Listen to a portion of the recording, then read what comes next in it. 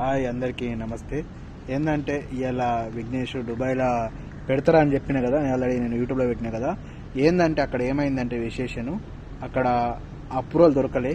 ఏంటంటే వాళ్ళు పోలీసు వాళ్ళు వచ్చి అక్కడ అప్రూవల్ ఇవ్వలేదు. మనకు ఇవ్వకుండా ఏం జరిగిందంటే మనకు అప్డేట్ కంపల్సరీ మనకు గ్రూప్లో వచ్చేస్తుంది.